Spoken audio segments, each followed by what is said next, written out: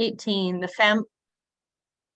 Welcome everyone to chapter 18. Jill is leading. I'm just telling everyone that we're almost done and we're trying to plan a party. So that's why we're all kind of distracted and excited. All right, Jill, go ahead. Okay, this little chapter is called The Family of Heaven. It was only like 5 pages long, but so packed full of information that I think I needed to hear specifically. So it was just absolutely, I found it a great chapter. I found it very inspiring. So I don't know if we'll get through all of it, but I'll start off with on page 165. I think it's about middle of the way down, something like that. Myhanene is talking about Jack's arrival into the spirit world, and they're having a conversation about that. So Myhanene says, when I think of it, I can almost feel grateful that he has permitted man to sin, because nothing else could have opened up the possibility of sounding the matchless grace of his full forgiveness and restoration. This kind of took me back a little bit, that a spirit like Myhanene was actually almost referring to that he was, I guess, a little jealous of sin. Maybe I kind of took it wrong. I'm not too sure, but what do you guys think of that?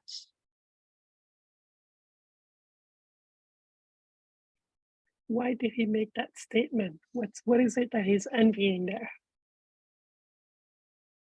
Virginia? I don't know. I have a hard time with the statement too, because I feel that sin brings so much pain that I dream of the paradise where sin is not possible. Yeah. So I feel that he's comparing it to, that if we didn't ever know the pain of sin, that you wouldn't appreciate, and there would be no need for this forgiveness and restoration if we never sinned. Right? Yeah. Okay, thank you. Selena. It's like what Virginia said, like you can't be grateful for the sun unless it rains, that without the bad, you can't appreciate the good. So the question that I got brought to me is, so we have to be bad in order to know that God is good? I don't like that. I don't like that feeling. Yeah. That we can't even appreciate God unless we've had sin, known sin, or sinned. Yeah. Michaela? I thought that he was, I thought his attitude was great. Like, I think to be able to look at something so bad and to see such a positive contrast to it that this child is experiencing, I thought that was a really great attitude. And I look forward to that day when I can see that even though we're stuck in sin, that we know this good thing is coming and we will have this contrast. And then I was thinking about there must be contrasts the whole way through your life. Like even when you're in the, about to go into being at one with God versus you're about to be at one with your soulmate, like that contrast must be a vast difference. So I was just kind of, I couldn't really connect to it. So I was just sort of trying to think about different elements of it. Yeah. No, go on. Well, yeah, I liked his attitude. I'm like, I look forward to having that attitude where I can see the good even when there's really bad. Yeah, that's true. That is him, isn't it? Throughout all the 3 books, that's consistent about Myhanene. He does have that attitude. Yeah, thank you. Michael? I've never thought of the silver lining to sin before. It's always been something that I've not liked and I struggle with. But I think that there is probably nothing better than firsthand experience to know how deep our soul how deeply we can dive into our soul and feel remorse and regret and our connection to other people, our effect on other people, and then the redeeming, just the sweetness of the redemption of God's love. Okay. it's a strange way to get a blessing, but Yeah. how effective this is. And he seems to be focusing on God's mercy, the experience of receiving God's mercy is what he seems to be. Yeah. So and there's a lot of mention of God's mercy as a quality, without which, none of us will make it, I feel. Yeah, go ahead. Sometimes he says something at the beginning that he uses to tie up the end. So, he's talking about one of your last questions, Jill, about what will prevent people from sinning if they know that everybody's going to be saved. Right. Well, this is, if we all have to go through, maybe this is like the answer to that question. If we all have to be saved, if this is the way of being saved, then the depth of that feeling is what prevents us from ever wanting to go to that place again. Yeah. He could be foreshadowing the question here in the Yeah. opening sentences. It's cute. It's sweet. Yeah. Thank you. Okay, moving on to the next question. Okay. So the mid paragraph, it brings up a question for Afar. It's you must now learn to draw a distinction between relationship of the body and those of the spirit. The later being the only tie we recognize here. That's Myhanene answering Afra's question. And Afra goes into, do you mean, and gets cut off. Says that one is our Father, even God, and all we are brethren. And all we are brethren. Yeah.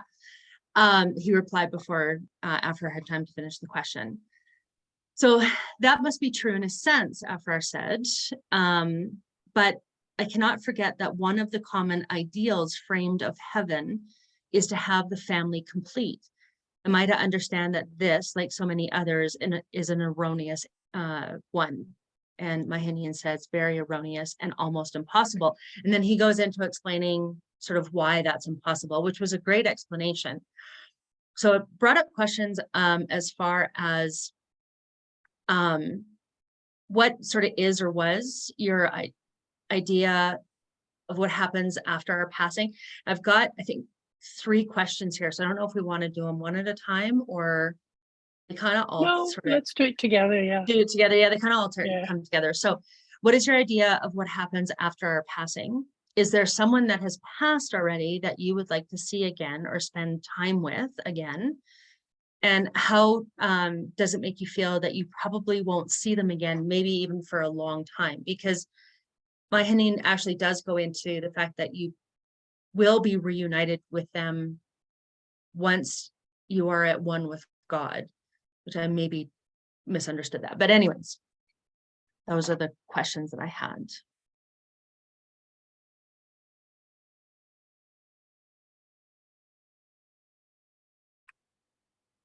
Michaela. And then Selena. I notice in myself that I still have a strong need towards my family, even though that doesn't feel good. So part of me feels excited about not seeing them, and the other part of me feels like I want to cling to it. So I'm really starting to get a sense that the more that I heal these wounds, the more that I'll be fine with not seeing them. It's just an addictive need or some kind of hope that I'm wanting to have satisfied that makes me want to have connection to them. But I also think, like, ultimately we will be able to see anyone we want to see once we get to a certain condition. And I do really look forward to that. I look forward to being some kind of support to my family members when they decide that they want to see other ways of doing life. Okay, thank you. Selena? Yeah, I'm kind of with Michaela mostly on that. I've never ever had that feeling of wanting to missing somebody and wanting to see them when I pass. Never even crossed my mind. It actually made me kind of sad when I was feeling through that. I thought, wow, there's just like nobody that would care to. I mean, I would kind of like to, because I've, done mediumship with lots, and, if they're interested, talk to them about, does it help,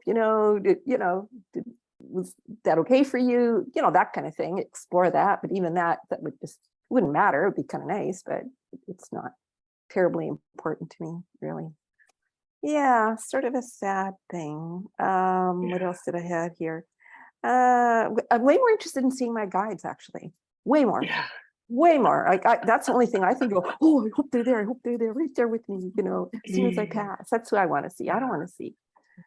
That's who I consider my friends. Like there, I don't even think about my family. And my mom passed 20 years ago, and I don't even think about her. Seeing her. It makes me sad. I should love her enough, or have had a relationship that I would at least want to, kind of, hey, how are you? I just don't. Oh. Yeah. Thank you. Judith? Yeah, I kind of feel a little surprised that I kind of don't want to see them really, or it's not like something that's so important, but then I feel like it hurts their feelings when we don't think of them. And so I feel guilty then. Yeah. Like I should want to see them, and I should want, and I have opportunities. I can certainly try to talk to them. Yeah. And, so I feel bad that I don't want to. There is a friend that passed that I want to see and see how she's doing. There's a few friends, but one of the things that this question brought up was I'm kind of afraid of them seeing me, because it's like, what am I going to look like when I'm there? Oh, So I'm a little worried about yeah. my facade, I guess. Like, I'm not going to be. I mean, if I'm beautiful and all this stuff, sure, I want to see everybody. I look like shit, which I think it's not going to, I was thinking about that, like that makes a difference to me, whether or not I would want to engage with anybody. Yeah. Okay, thank you. Okay. I actually feel really excited about seeing the people who I've touched along the way, because you know how when there's so many, when he finally comes to that landing point, there's so many different people around that he didn't even know he made a difference to, and they're there to welcome him. So that to me is much more exciting. I guess because I still have a bit of doubt as well that that connection was noticed and received, and so I think that would be a beautiful thing to see the difference that you've made. Yeah. Well, it'll be very surprising because we have a lot of spirit friends that come to our discussions, and after we pass, they're all there to welcome us, and we're like, "Who are you?" Like, they're like, "We saw you every week. Like, you're our friends." That would be funny. Sometimes I think of that. But looks like all of us are alluding to a different kind of bond that will call us. And that physical, like as a physical force, that bond will call us to the people that we consider will be our family. But I am in denial that I'm still looking for family. Like Michaela is aware that she's still seeking family, but I'm in denial about it. So I think I don't want to see my family, but I have a suspicion that it's actually a pretty strong bond. I probably want to see them taken care of. It's probably just want to make sure that they're, welcoming and accepting help. And the other piece I was thinking about was that it's the grandparents, great-grandparents, great-great-grandparents that'll be very happy to see us, and we're like, just like imagine our children and we're in the spirit world, and now they have great-grandkids. It will still feel probably this kind of a bond of like, especially we have sinned and now we're seeing the outcome and we're trying to help them. We're probably going to be very fond of them. But then they'll be, they may remember us from sleep state experiences, but they'll be quite surprised. So we may have some ancestors that are going to be very thrilled. Michael. Yeah, I think we will, Darm. We have guardians as well as guides, and aren't those usually family spirits? Yeah. I- We got to say thank you in spite of myself for keeping me alive. And then be like, you did this and you had this incident, and I got involved here, and I got involved there, and you'd be like, oh my God, there were hundreds of incidents. Yeah, thank you. Virginia.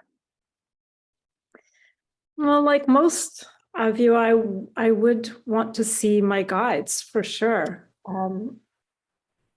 I think that just excites me. But I somehow think that I'll have a choice as far as the family members, or won't I? Wasn't it going to be like Two ways. I want to see them if they want to see me? Like maybe they don't want to see me. Yeah, exactly. Two 'Cause ways. all I'm doing is not they're not happy about. So Yeah, what it's causing, but I somehow feel like there's going to be a choice there. definitely choice driven. And choice means love driven. Yeah. Yeah. So I wonder what that will look like. I'm not sure. Yeah, But I definitely want to hang out with my guides and yeah, it's okay. exciting. Okay, let's move on. Before we move on, I just want to ask also maybe to think about how would you feel if, if there was family that you wanted to see or wanted to help, how would you feel if they didn't want to see you, since that goes both ways, right? So, yeah, which kind of that came up when Virginia was talking, when you guys were talking as well. Yeah. Yeah, I was just thinking that if some of my sisters pass, or even after I pass, if my sisters pass and a child, I obviously want to meet them, but they don't because they're still in anger, what that's going to feel like for me. I mean, we have all these stories about people who pass during mediumship, people who pass, their ancestors try to help them, they never want it. So then they spend dozens or hundreds of years before they were willing to kind of allow help again, right? We have a lot of this mediumship Yeah. I experiences. think like on this path, there's been lots of people that, I've met and would want to maybe meet again in the spirit world. And yeah, and also in this, I think my idea of family has changed as well. So it's, I'm not necessarily, I am still connected to my earth parents, as I am liking to call them, but I'm not necessarily, I wouldn't want to see them after I pass. Like I would try and help them maybe through mediumship, but I don't know if I'd really want to see them after I pass. But who knows? Yeah, That could change too. Yeah. interesting. Not to mention Everyone my adoptive mother. Yeah. everyone Sorry, in go ahead. this group are like, we're okay about family, don't worry about it. Yeah. It's kind of like, yeah, we're awake enough to feel, and many of us are actually estranged from our family. Mm. So there's that extra bit too. Michael? Virginia's comments reminded me of the recording of the just before the 2019 assistance group. There was the gentleman in Australia that had died of a blood poisoning, and then he wandered in the spirit world for many years. But his grandmother came to see him, and he just wasn't really interested in what she had to tell him. So he went out and learned everything that he might have avoided if he'd listened. Jesus actually personally in the group asked me to watch that one. The self-reliant man. This was my first assistance group. He said, you may wanna listen to that one. What's it called? I think a person, self-reliant man, Australian self-reliance. 2019, yeah, it's early 2019. Yeah, thank you. Okay.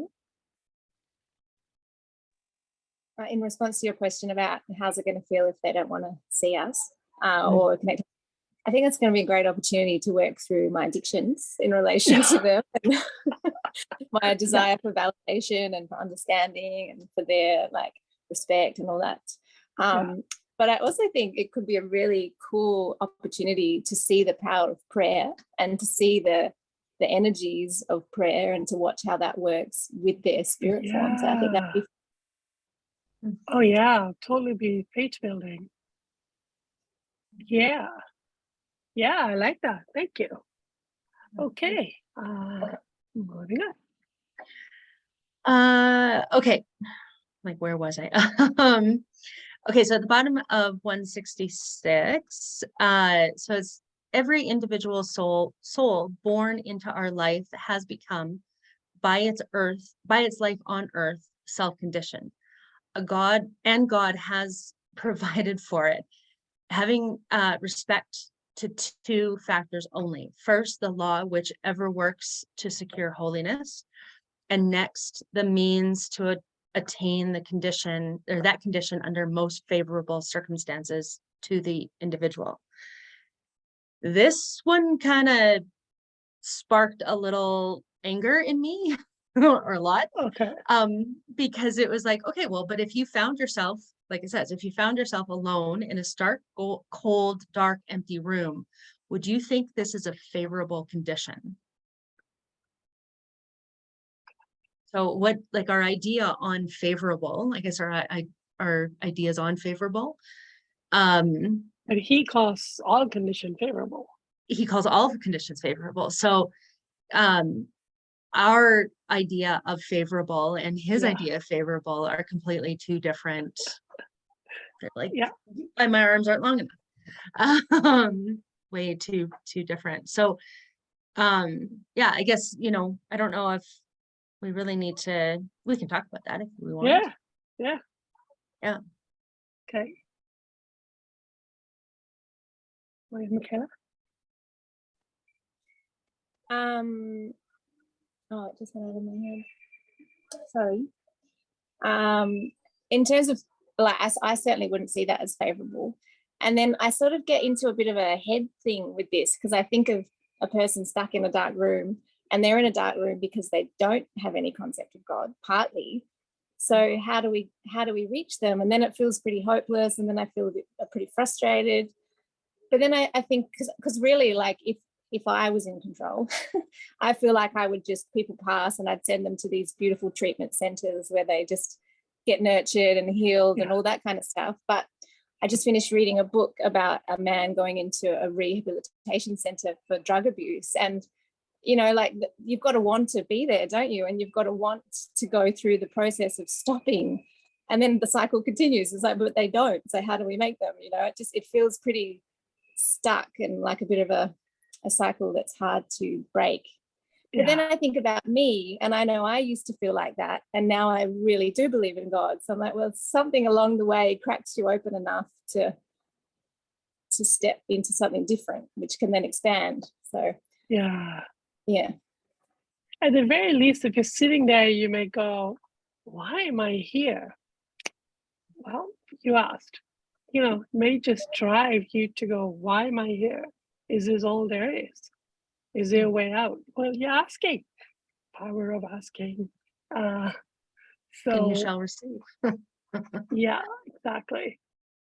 But yeah, that would be, I would go into self-judgment myself of going, is this all I'm worth? I'm feeling pain or worth right now. Is this all I'm worth? That would get triggered for me. So I don't know, maybe I'll then finish feeling off those feelings. Could be a good thing. Selena? I think I feel a little disappointed that Yeah. that's sort of my progress. Like that's, oh, really? Yeah. Oh, okay. Is that as far as I got? I might wallow in that for a while. Yeah. But then I think eventually I say, like, why am I here? I actually developed curiosity. Okay, obviously I missed something big. Why am I here? Or maybe God is saying, look, you just got a few weeks of this to finish off. Why don't you just start with that and then Yeah, why don't we go to your just lay it real on you? I don't think, no, that isn't in keeping with the whole only as much as you need in the moment to handle what you need to handle kind of thing. So I just can't imagine myself being in that position and not asking for help. Yeah. And wanting to know why I'm there. Just can't imagine it. Yeah. Okay, thank you. Judith? Yeah, I feel like I would, if I was in that place, I would worry that I would go back into the Catholic belief system about, like, there's nothing I can do. And I'd Yeah. worry, well, I want my guide, but am I really not wanting my guide, you know? I would Yeah. worry that I would pray to want the person to come, but then they wouldn't come because I wouldn't be doing it right. You know, that's a worry. Yeah. And then it's very Wow. sad that you think that, you know, so many people are in those places, and because of what we're taught and what, you know, it's like they don't know they can ask for help. Yeah. And they're just afraid. And ironically, we just channeled my dad, or I did on Friday with Robin. She was kind Oh, enough. wow. And he was in a place like that. In a Oh.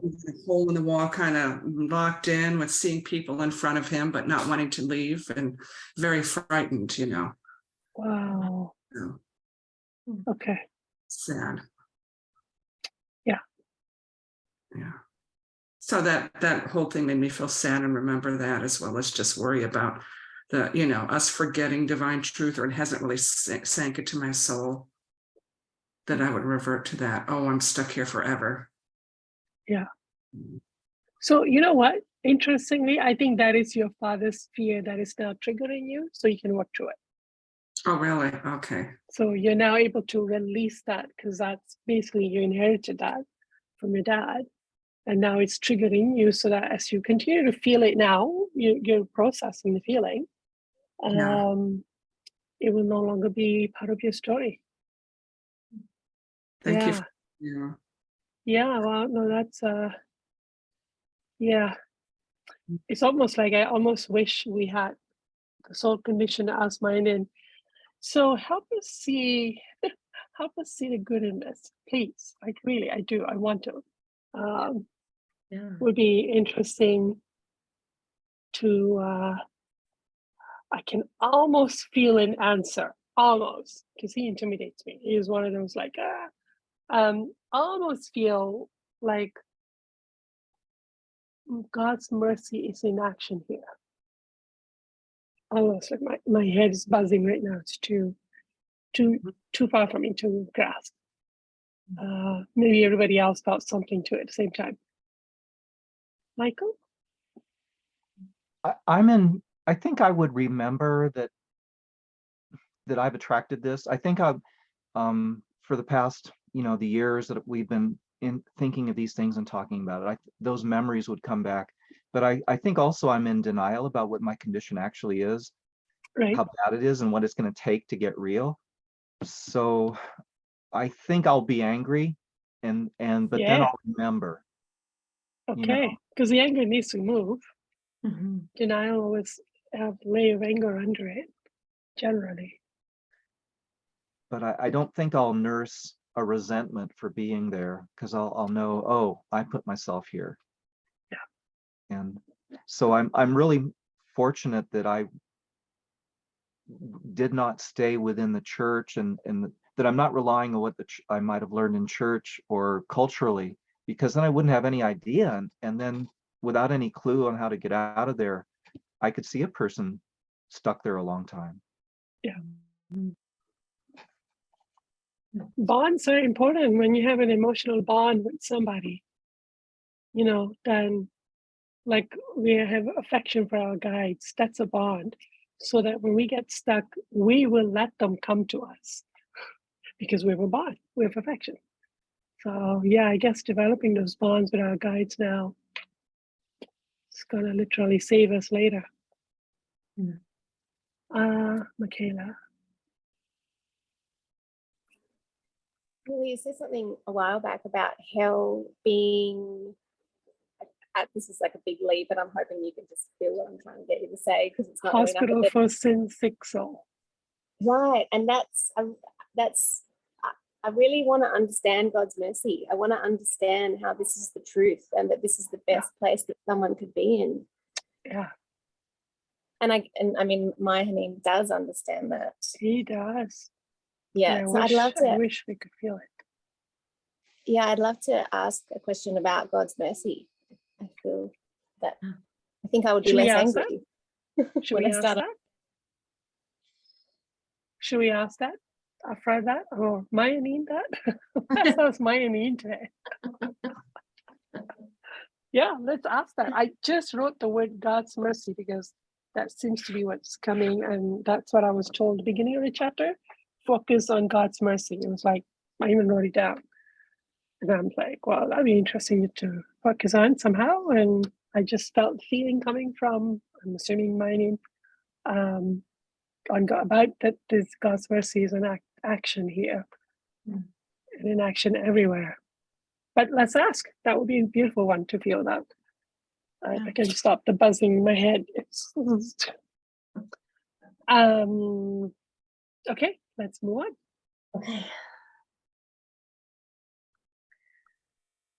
Okay, so on 167, so Myhanene is answering Afrar's question about preaching the gospel on earth. And Afrar says, would you preach this on earth? And Myhanene answers, of course I would.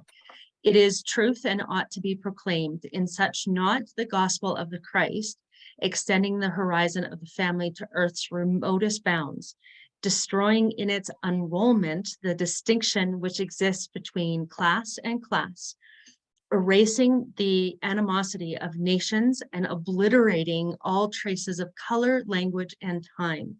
Would not such a recognition be the chatter of peace on earth and goodwill to man? Would not the feud between capital and labor, the tacit understanding between nations that might is right, and the doctrine of the survival of the fittest find their natural termination and solution in the in the influence of such a revelation? And then he kind of explains a little bit more, and he says, thy will be done on earth as it is done in heaven. So I found this paragraph very inspiring. And it's like, this is like the ultimate goal that we all are reaching for. That someone kind of comes along, Jesus, I guess, and preaches to us, and preaches all of this so that all of our facades fade away. I just found this very inspiring. And I guess, Jesus has come back to be able to do this. But I mean, I kind of just went into envisioning living on earth where there is no facades, where all of this is erased, all of the feuds, all of the animosities, all of everything just gets wiped away. These feel like second sphere. Yeah, like just out, it would be, I would love to imagine it, and I kind of got that feeling, but what do you think this is even possible for Earth? I mean, it goes on to say yes, it is, but ignore that for a second. And how do you feel, I guess, about the possibility that this is even on the radar, as I kind of like to sometimes put it? The gospel is here. We already know all this. And so, how's it going? How do you feel it's going, Virginia?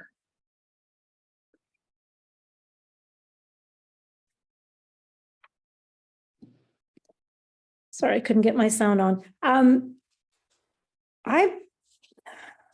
Part of me really believes this is going to happen. I hope that I get to see some of this during my lifetime. A little bit of this would be fantastic to see. And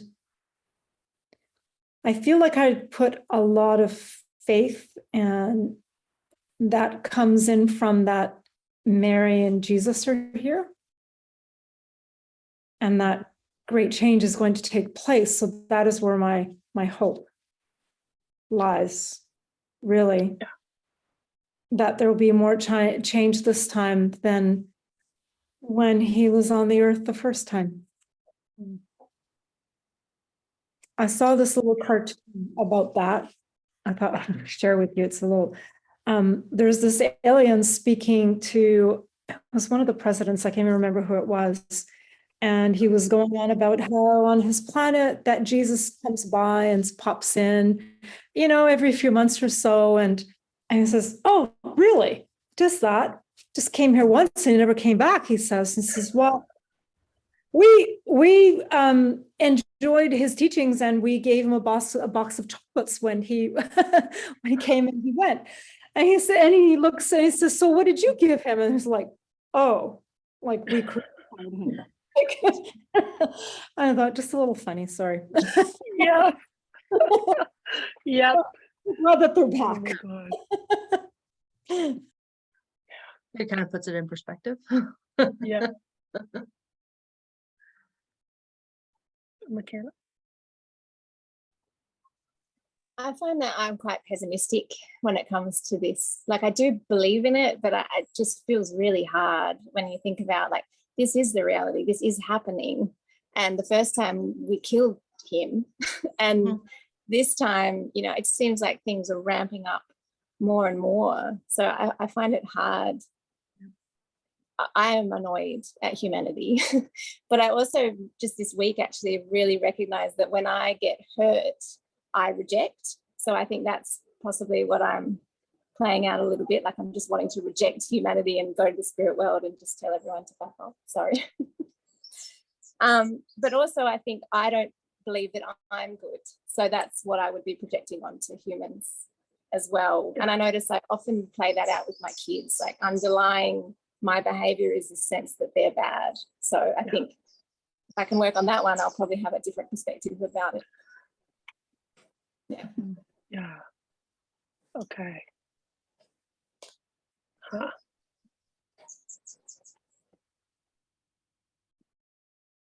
Others? I have judgment about how hard it is for me to work through my addictions. And now I got to figure out facade somewhere along the way. So I feel that everyone's going to have just as hard. Or if they have it easier, then I feel even more ashamed of just how hard it's been for me. So I'm temporarily feeling pessimistic about people being willing to kind of go into the darkness of, when the addictions are being worked through, you're just nasty. And you somehow got to go through all of them and not hurt anybody in the process. And then you're still wondering, is it even gone yet? Is it even still then gone? So, yeah, I think I'm projecting my own pessimism about myself at people. And I have made people feel bad about themselves. I've just discovered why, which is because I've been told I'm bad and I didn't want to feel bad, so I've been projecting it. So now I'm willing to feel that I'm bad and it's my fault, just so the emotion can get worked through. So I'm assuming everybody carried these kind of terrible feelings, and somehow I got to convince them to go into it voluntarily. Yeah, so I'm feeling pessimistic. We can use with Myanene's dose of optimism right now. Pour it into us. Yeah. Jill? Well, as you guys were talking, it kind of brought up that, the way that Myhanene kind of explained it was, oh, someone's going to come and preach the gospel and everything's going to be fine after that. And We're it's going to like, embrace it. How can we're we going to not? embrace it. It's going to be fine. But it's like, okay, Jesus came how long ago? Like, how many years has he been, him and Mary been doing this? And such resistance. And in this, it's like, well, things are getting worse. They're not getting better. So from that pessimistic kind of place, right? So how could we possibly have faith that this is actually this is what's going to happen. This is how it's going to happen is also my pessimistic projection as well. Yeah. Thank you for pointing that out. Thank you. Yeah. But Jesus had said, he said, people have so much despair in them. He's like shocked that we walk around with so much despair. And I'm like, why are you shocked at the despair? And why is your despair? You mean you don't have this despair? What? So once I heard that comment, I've actually started to look at my despair. And I go, I believe my despair. I live in it. I believe in it. So it's like, there's only despair in my life. So take happiness where I can, whatever little I can get, which are all addictions. Yeah, I don't know. I feel like, I'm feeling some lightness because some addictions are lighter now. So I can feel this lightness inside of myself, this inner joy, which is kind of making me go, oh my God, addictions are worth getting rid of because God, you feel so good inside after.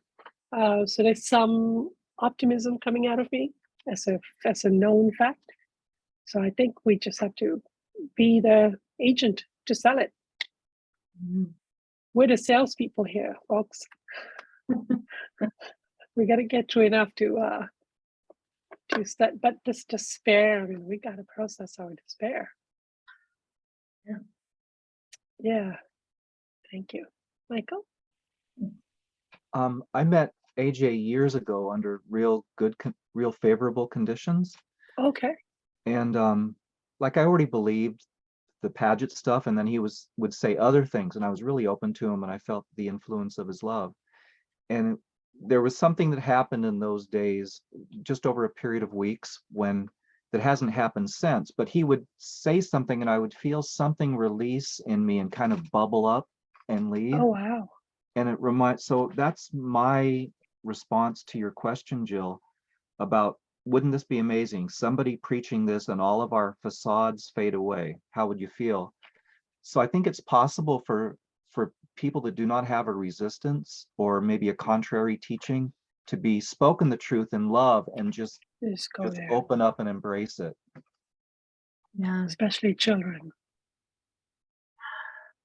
Yeah. That would be amazing. One of my hopes is that enough of us middle-aged old farts are doing this work that there's just enough lift that the young ones coming behind us can just take off. That is my wish. That is what I think will happen.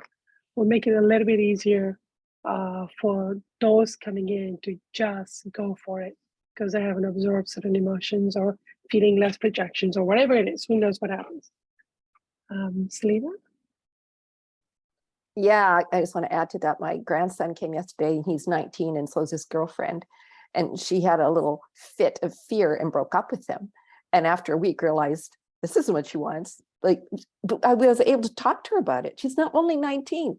Oh yeah, so you got really afraid. Oh yeah, and I had to kind of really go work through that fear. Like, she could speak in that language without any real, she comes from a really strong Christian background, but she really got me when I started talking to her about this little process she went through. And good for you for working through your fears and doing that, fears in relationship. And she said, oh yeah, it was all me. It had nothing to do with him.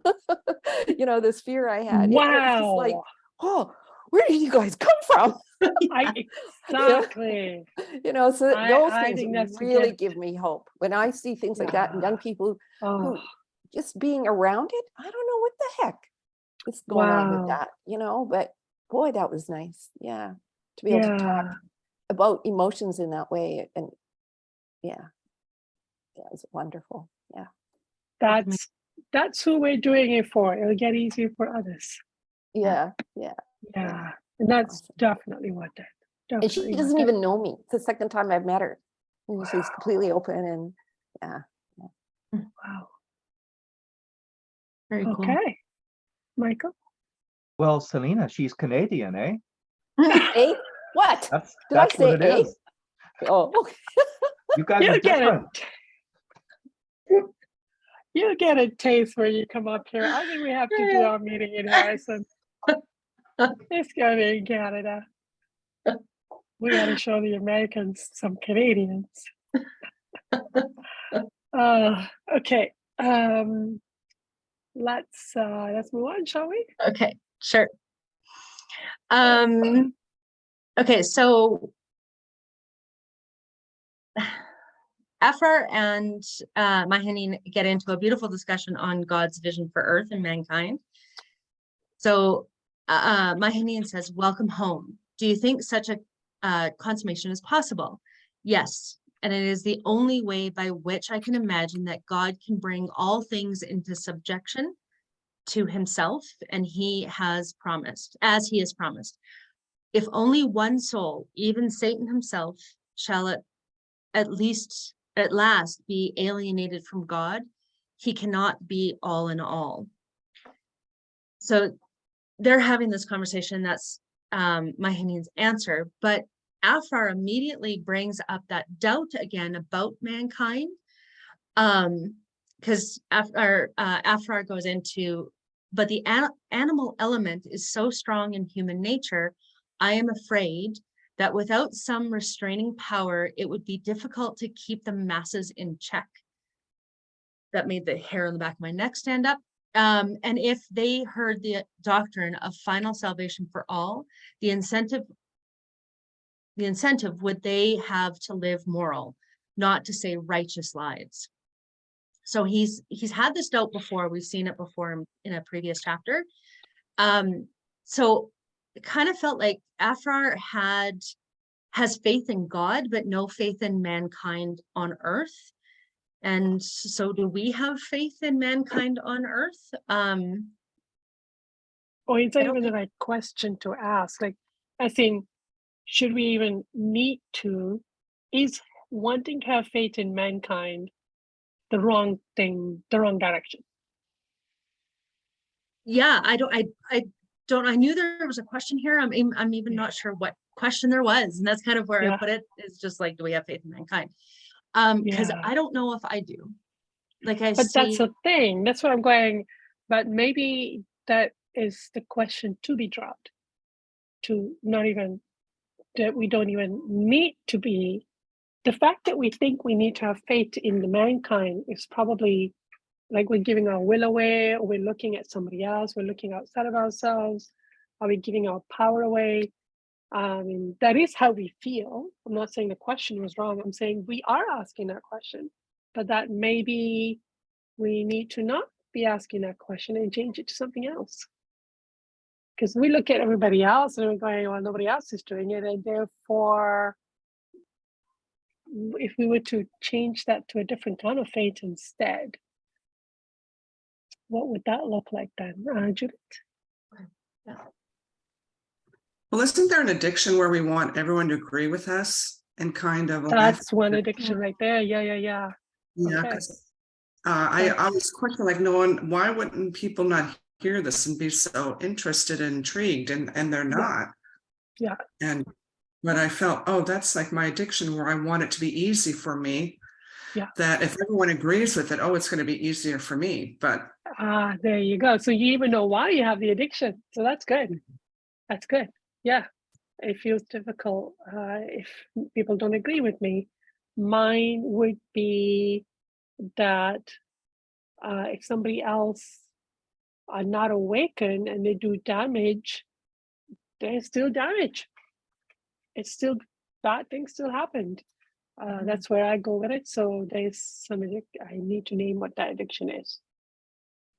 I'll find it. I'll find the perfect sentence for it. Like, that's an addiction right there for me. And Selena. All distracted. I found the use of the word masses really interesting, because I feel like we are improving at some level individually. You know, like a Muslim can move in next door to me and the city won't go tar and feather them. But if they decide that we need to all be converted to Islam and come to Canada, like, we're going to fight them and we're going to hurt them and we're going to want to hurt them. So as a mass, we have a herd mentality. So as a mass, like, even if there are a few people that say, no, I don't want to do that, let them do what they want and we'll just try and work it out. Like, as we can see in Ukraine, like, that just doesn't happen. No. So, and I think that that's the first step. Like, somebody has to start doing that. Like, no, I simply will not take up arms against you. And we will try and work it out together and try and get the support of the rest of the world to help work out this, what you want and what we want is different. And how are we going to work that out? But so far, no, it's no, go get a gun and shoot them. So, so as individuals, we're kind of getting somewhere, but as we can see, you know, all kinds of things are coming up, like gender stuff, sexuality stuff, and racial stuff all the time. We're working on it, working on it, working on it. We're trying to develop a broader feeling of our white privilege and things like that. But yet, they're the mass. This is my country. I As long as wonder we if have there's like that a, sentimentality, we got a long ways to go. You know. well, I wonder if there's actually a pushback because some of us are working to it. There's always going to be a pushback, and then you flip, and there's a kind of like the tilting Yeah. over. Yeah. So maybe we're seeing it getting stronger because there's a pushback to the few of us that are beginning to crack through it. Yeah, like we have a prime minister who's really good friends with the leader of the Muslim community. What's his Aga Khan. the Aga Khan. Like they're good friends. I think that's awesome. Yeah. This Yeah. is what we need to do. But he's been criticized a lot. Like, who is he really? That's his friend and blah blah blah. That's really bad. Who is he? You're What's he getting doing? Who's holiday he who in cahoots vacation. with? Yeah. Yeah. Yeah, But I yeah. think it's awesome. Yeah. Michaela? As you were talking before, Miller, I realized that it's not so much that I don't have faith in humanity, it's that I don't have faith in God's ability to help humanity. Oh, nice one. Yeah. And that's what I'm Okay. going through at the moment. That sense of being abandoned and that not help. Yeah. Yeah. Okay. Okay. And that love is stronger than evil. Like I still don't have faith in that. Yeah. Mhm. Thank you. Michael. I have some confusion about this. Maybe you can help me. I think the idea is God wants everyone to be saved. God is all in all, and then that's Myhanene's vision as well. And yet I think that God leaves all the choices up to us, and so it seems like it's in my vision, there's going to be a sixth sphere that's going to be pretty well populated, and then a celestial heavens. So are they saying that everybody will be in the celestial heavens someday? Good point. Mhm. Yeah. I just want to get to the second sphere. Yeah. I just want up to the second sphere and all of the second sphere on. That's my goal, is just there. If first sphere is, if hell is empty, Earth will get a break. If Earth in the second sphere, lots of spirits can get addiction meds, so they'll start processing. So I'm just thinking, I'm only there. The rest of it is, yeah. I wonder. Thank you. Virginia. I really feel that is what God wants, is that we all be living in his kingdom, Yes. where there isn't even the opportunity to sin. It's just that we all have that much love in us. I really believe that.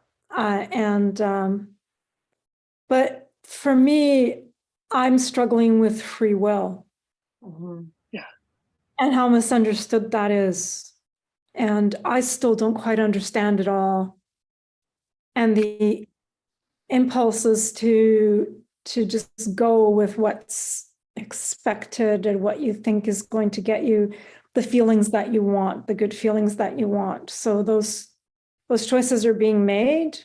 But I still have that faith that if there is enough people changing, like along what we're doing, what Jesus and Mary are doing and their teachings, if there's enough people changing, that somehow that's going to elevate us all, and that there is going to be a greater change. And I think maybe that's what's happening right now, that there's shifting happening, and so it's going to get worse before it gets better.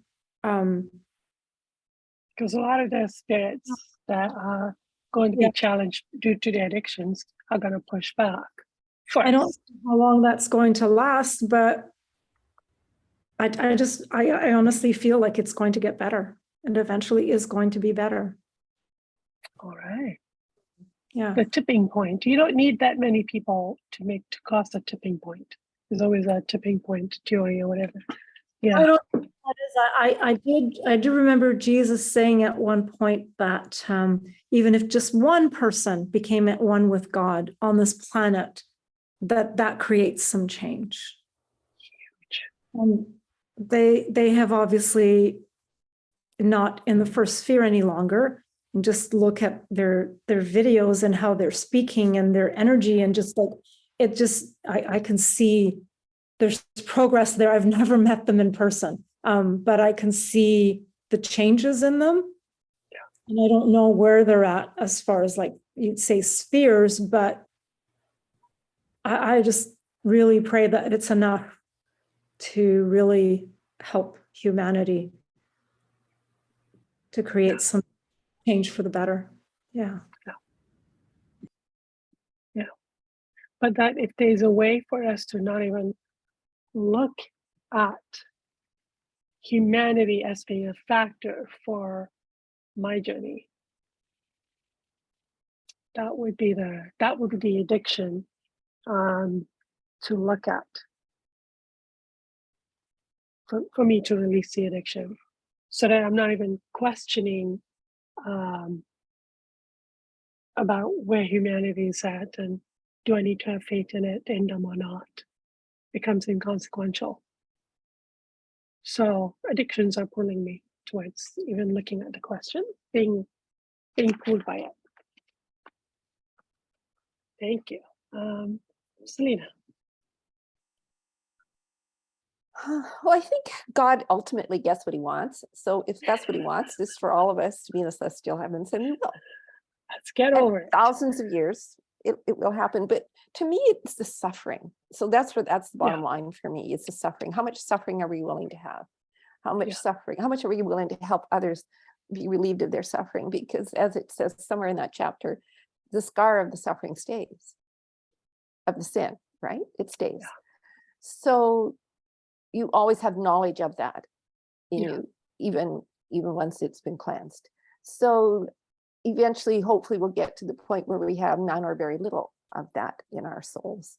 And then who knows what kind of beings we'll be. Like the ones that went through the hard way, we'll look at those ones, go, whoa, I envy you. Look at you. Yeah. So I don't think there's any other way to go but up. Yeah. I really don't, God because will that's win. how God has designed it. So how could it not? Which is what Virginia is saying. It is going to happen. It's just got to, it has to. And the bottom line is suffering. It's how much suffering do you want to have? You could just say, well, it's going to happen anyway. I can just sit here and it'll happen 1,000 years, 2,000 years, no matter. But you're going to suffer. There's suffering involved. And cause suffering to others who now will be Exactly. delayed If in you're their suffering, journeys. it's inevitable that you're so if you were trying to alleviate your own suffering, you can do it for others. And that will create a momentum as well. Yeah. I hope. I think so. I mean, I got to get rid of despair from within my soul to even allow for any of that. I'm just like, I got to surrender to this despair. And, I am obsessed with watching movies that are about the apocalypse. Oh. Yeah, that's my state. Apocalypse and aliens again and again and again. The whole Alien series. I keep going back to those. So that's my, okay. Michael. I guess this is just a trivia note, but remember they've said that the divine love will be withdrawn at some point and the celestial kingdom closed. So I think the influence of the divine love will be withdrawn temporarily, and then the people in the sixth sphere can feel maybe left to feel themselves and feel the loss of that love or the loss of the opportunity, and then maybe come back. So I don't know how it'll play out, but it does sound like God wants to get everybody, and he's willing to if it takes a lot of time, that's okay. Yeah. Okay.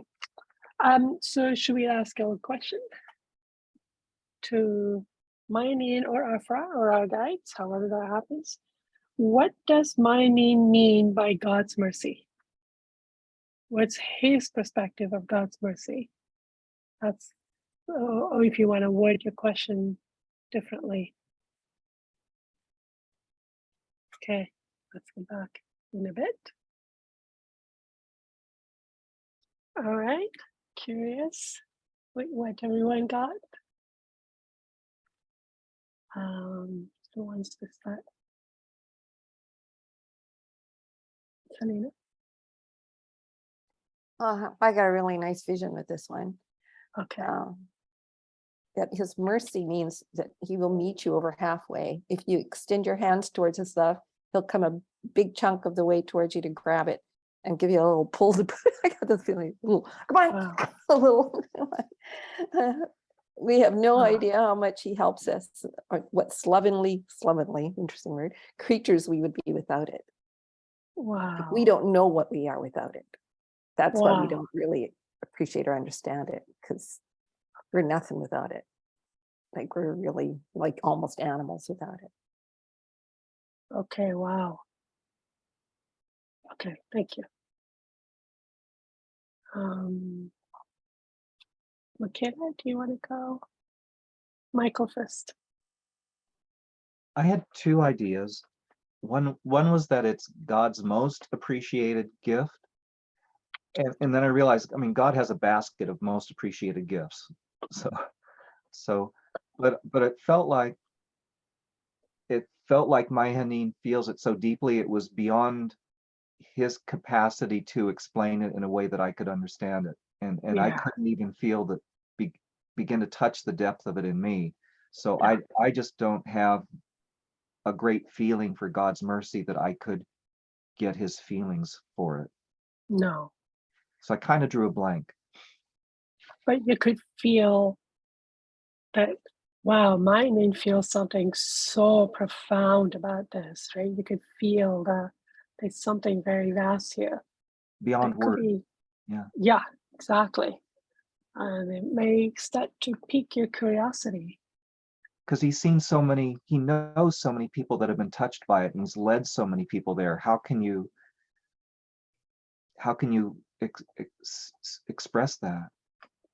Yeah. I have been getting these feelings lately in this past 3-4 months that God's mercy is a huge quality about him, and that my openness to experiencing, to learning about it consciously would change me. And now I'm thinking, oh, I think it's been Myhanene around me because I'm too intimidated by him. So if he actually present himself as himself, I won't listen to him. I'll just go hide. So I guess he has been slowly influencing this very idea that God's mercy, if I can start focusing on God's mercy in itself, it will change me a lot. It will blow me away that for the rest of my existence, God's mercy is going to be the one thing that's going to just keep knocking me off, knock my socks off. My beautiful angelic aerobic socks. I just got this beautiful shawl yesterday and I was really admiring it. I was loving it. I was like, because I generally do not know how to appreciate clothing, but lately I can feel like, oh, what a beautiful shawl. Thank you for coming into my life. And then I'm joking to myself, because once you die, all you have is a robe. Appreciate it while you can. Oh my God. Anyway, moving on. Who's next? Michaela? Well, I got a bit of a poem and then I had a tantrum and then I went somewhere else. So I'll start. We want the poem. I know there was a lot more. I did not want it. Wow, got it triggered. Okay. Okay, so it is allowance, but he has a very sharp sight. It is providing all the wonders of infinity, but you must first choose to walk this way. It is the softness and warmth of her tender embrace, but first you must melt those hard edges. And then I got really angry and was feeling that I want to stay angry. I don't want to know about God's mercy, because then then I have to feel that it was my parents that caused the pain and not God. But then I had a sense of God being an invasive weed and is literally like just getting into all those nooks and crannies and is present everywhere. It's the And dandelion. yeah, and yeah, everywhere. And Okay. yeah, that was what it was. I mean, I think this word, this feeling will trigger us. That's the whole point. Yeah. Thank you. Others, who wants to go? Judith? Mine was just really simple, but it was like that God doesn't reject us or throw us away because of mistakes, which I put in quotes. Oh, beautiful. You're not in trouble because of a mistake. He's not angry. Wow. And then we're the ones that make the decision when it comes to mercy. So if we Wow. want to, God will show us. The more we try to understand, the more God will show us and help us understand. So it's pretty much left to our discretion. Okay. How much? And then Like I what started to go back to that Catholic thing about how when you make a mistake, like how people used to self-flagellate and stuff, like, and it's like that doesn't get God's mercy, the self-punishment and You just sinned. yeah, Russian, you sin. yeah, you're just doing it more. So yeah. It's like what Selena got. You take that one step, and then God will meet you more than halfway. So there's that. Wow. Okay. Selena? Well, it's like a recognition from God that one step for you is a lot, Yeah. right? That's How mercy. much you had to do, how much you had to change in yourself to make that step to come that far. That's why he's so willing to grab you, even like, okay, Wow. I'll take 80% of the rest of the way, because that 20% was a lot for you. Yeah. Okay. Thank you.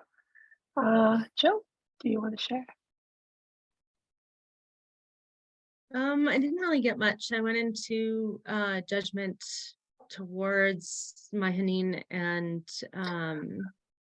that I'm like, what do you know? Right.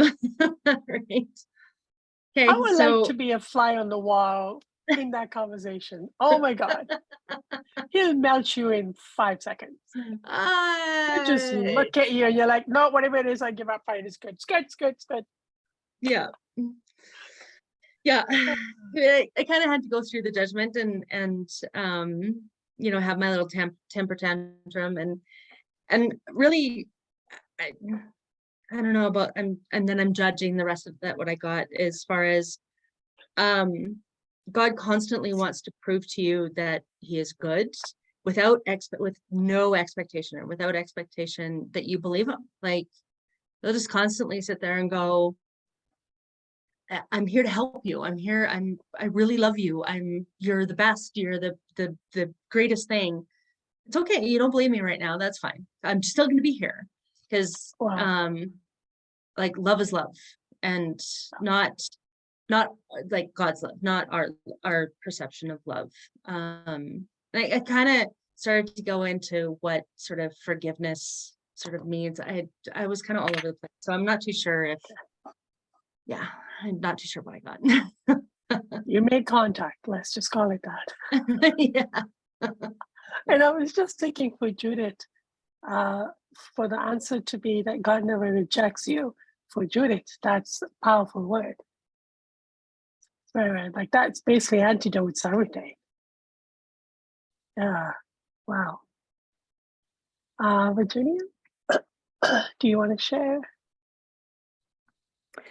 Sure. I'm not sure if I got this. I think it's from Myhanene, but I just really felt love. Like what is your perspective on God's mercy? And that it just felt like love. I said, well, I have this perception that God's mercies are like you have to earn them, and that there's like any kind of. And so I said, how does this happen in my life? Where is God's mercy in my life? Show me what it is. And I felt surrounded. And it just made me emotional because I'm not recognizing it. That God is showing mercy like so often in so many ways. And it's like he said, you take a step and he's just willing to totally help us when we show those intentions. And I think that Wow. really showed me that there is a lot of God is so merciful. There is a lot of that. It's abundant. It's not just to only special people or special circumstances. It's abundant. Wow. Yeah. Okay. Okay. Wow, you sure made contact. Okay. My answer was I'm in quite a bit of pain right now around, and it's about low self-worth, but right now it's at the physical agony phase. And the mercy was that I'm feeling this, that somebody has a desire that I release this awful pain from my soul. That is a feeling of mercy. That there's a being that is saying, please, please release this. Please let me take this pain away. And that this being feel that I did not deserve to receive these projections. And once I wrote it down, I'm going, actually, I have been receiving this feeling that I didn't deserve what happened to me. I don't deserve why I have so much terrible feeling inside of me. And there's also this mercy that I'm so sorry that you're going to have to surrender to this pain so that it can leave you. Even that is mercy in that this is the way out. This is the way out. And that no matter what, that none of this pain I'm in, not in this particular low self-worth pain, is not held against me. It's being attributed to the cause that none of what I have to work through is being held against me, which is like what we are learning, that you will remember, but you will no longer have any feelings about your sins because it's not being held against you. And that's mercy. So that's when also, just like Virginia, I'm going, oh no, I feel this a lot. It's always coming at me, this invitation of, please, please let me take this pain away from you. It's awful that you have such terrible pain in you. Okay, Michael? Listening to what you've been saying, especially like Judith and Virginia, I'm seeing that there's a really, it's what Myhanene, it's what I get is what I need to hear. And so I'm looking for the message in it for me now. And I see that, you know, I can listen to a lot of wonderful things about God and how much I'm loved and stuff. But if I don't feel like I'm worthy, then it's that insurmountable chasm. And God's mercy means that chasm isn't there. It doesn't, what I believe of myself doesn't really matter. Keep the offer is always there, the love is always there, what I've been, what I've done, what I believe, it doesn't matter. God's mercy is like a green light, a door into a hallway, the step off the cliff. It's the opening to wherever we've been, and it's the way to where we want to go. Okay. Wow. That's So literally the road you walk on. Yeah, there's no reason to be discouraged, you know. Goodness. Okay. Because of God's mercy. And you, in you, you're feeling it as an optimism, an invitation. Yeah, which is an antidote for you in feeling kind of stuck and numb. Yeah. Wow. Okay. Thank you. Okay, this was a hard question to feel into because of where we feel we are in our worth and openness. So that was pretty awesome. We all made contact. It'll keep growing. Okay, and 3 more. So I think Michaela is next. And then Michael, and then myself. All right, let's see you all next week.